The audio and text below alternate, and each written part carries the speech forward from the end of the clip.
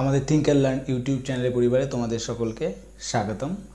আমরা কিছু ক্লাস নিয়েছিলাম ডাইসের থেকে বিভিন্ন ধরনের বিভিন্ন প্যাটার্নের বিভিন্ন রকমের কোশ্চেন পরীক্ষায় এসে থাকে এবং সেই কোশ্চেনগুলোকে পরপর সাজিয়ে আমরা অলরেডি 3টে ক্লাস প্রোভাইড করে দিয়েছি আমাদের চ্যানেলে, তোমরা একটু দেখে নেবে।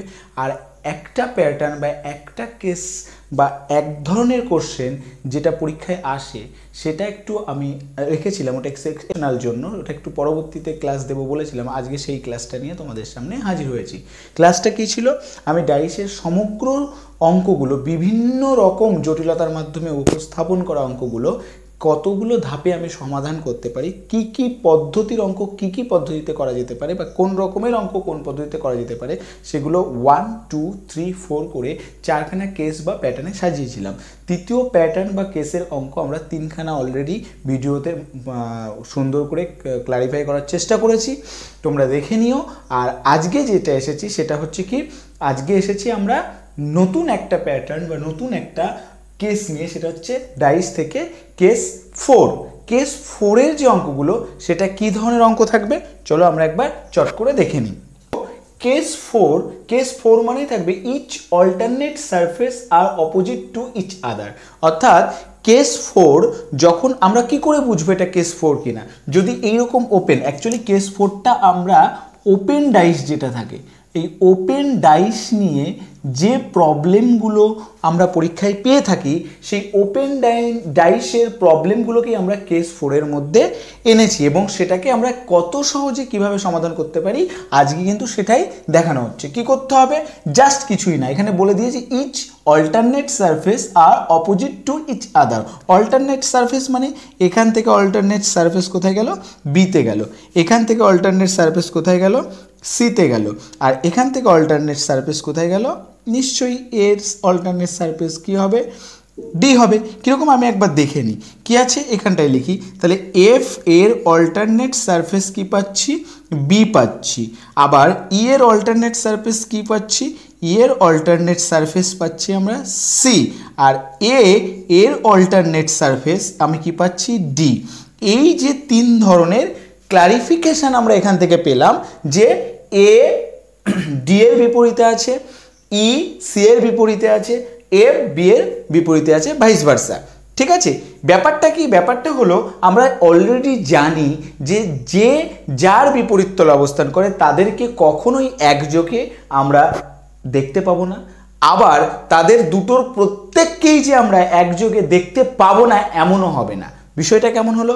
যদি আমার এই পাশ আর এই পাশ অপোজিটে আছে, তার মানে আমি একযোগে যদি দেখি তাহলে আমি এই সাইডটাই দেখতে পাচ্ছি, এই সাইডটা কিন্তু দেখতে পাবো না। আবার যখন এই সাইডটা দেখতে পাবো তখন আমি এই সাইডটা দেখতে পাবো না। তাহলে একযোগে থাকা অপোজিট তলে যে ডিজিট বা ক্যারেক্টারগুলো থাকবে তাদের কখনোই একসঙ্গে যেমন দেখা যাবে না, ঠিক তাদের দুটোকে একসঙ্গে অমিট বা মিসিংও হবে না। এটাও কিন্তু মাথায় রাখতে হবে। তাহলে সমাধানের ক্ষেত্রে কি দেখে নিই, আমি কি বলেছিলাম? B E F. দেখো তো বি ই এফ, দেখো বি এর অপোজিটে এফ, বি এফ একসাথে আছে।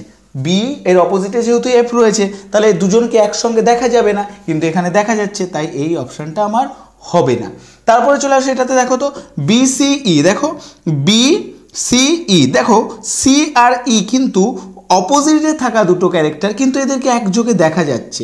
এই যে বি, এই ই এবং সিকে, এদের দুজনকে একযোগে দেখা যাচ্ছে। তাহলে এটাও পসিবল না যে আমরা এই ফিগারটা এই ওপেন ডাইস থেকে পেতে পারি।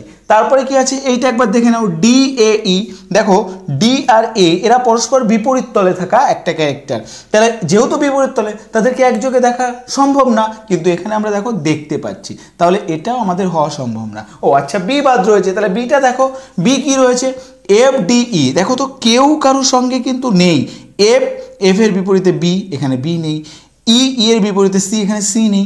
ডি এর বিপরীতে এখানে এ নেই, তাহলে আমার অপশান বি হচ্ছে রাইট অ্যান্সার। ক্লিয়ার হলো? অর্থাৎ ওপেন ডাইস যেটাকে আমরা কেস সি ডাইসের মধ্যে অন্তর্ভুক্ত করেছি, সেটার প্রথম সূত্র বা একটাই সূত্র হচ্ছে ইচ অল্টারনেট সারফেস আর অপোজিট টু ইচ আদার।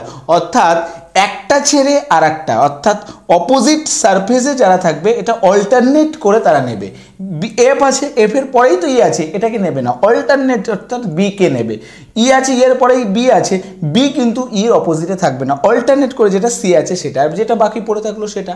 এটা কিন্তু মাথায় রাখতে হবে। আর একটা জিনিস তোমাদেরকে বলে দিই, এই ডি কিন্তু আমরা এই যে কোনো পজিশনে দিতে পারতাম, একেও কিন্তু আমরা যে কোনো পজিশনে দিতে পারতাম। এবং এই এ আর ডি এরা কিন্তু পরস্পর বিপরীত তল। কীভাবে আমি তোমাদেরকে একটু দেখাই। এই যে দেখো একটা উদাহরণ পেয়েছি, এটা একটা ডাইস কিউবের আকারে আছে। এই যে তলটা দেখতে পাচ্ছ, এই তলে মনে করো এ রয়েছে, আর এই যে তলটা, এই তলে কিছু একটা তো আছে। আমি কি বললাম, অপোজিট তলে থাকাগুলো পরস্পর দেখতে পাবো না, তাহলে আমি এই যে তলটাকে দেখতে পাচ্ছি, এবার এইটাকে আমি ছাড়িয়ে দিলাম, দেখো এইভাবে রাখলাম, আবার এই তলটাকে ছাড়িয়ে দিলাম এইভাবে, দেখো তো কিছুটা এইরকম প্যাটার্ন হলো কি নয়, দেখো তো এইরকম হলো কি, দেখতে পাচ্ছ, দেখো এইরকম হলো নয় কি। তাহলে এই যে তলটা, এই তলে এ ছিল, তাহলে এই তলে কি আছে, ডি আছে, অপোজিট তলে হলো কি। এটাই হচ্ছে কিউবের অ্যাকচুয়াল, এটাই হচ্ছে বিশেষ সিস্টেম, এটা হচ্ছে অপোজিট তলে হলো। তাহলে কিউবের থেকে আসা বা ডাইস থেকে আসা কেস 4 এর অর্থাৎ ওপেন ডাইসের যে সমস্যা আমরা পরীক্ষায় পেয়ে থাকি, সেটা কিন্তু খুব সহজে এই যে মাধ্যমে এটা উপস্থাপন করা যায়। আরও প্র্যাকটিস করো, আমি পরবর্তীতে আরও 2-4টে উদাহরণ দিয়ে নতুন একটা ভিডিও তোমাদের সামনে প্রোভাইড করব, তোমরা সঙ্গে থেকো। আর ভিডিওটা বা ক্লাসটা যদি ভালো লেগে থাকে তাহলে অবশ্যই লাইক, শেয়ার, কমেন্ট করে দিও। আর যারা নতুন এসছো অবশ্যই আমাদের চ্যানেলটা সাবস্ক্রাইব করে পাশে থাকা বেল আইকনটি প্রেস করে রেখো, যাতে নতুন ভিডিও তোমাদের কাছে সরাসরি পৌঁছে দিতে পারি। ধন্যবাদ।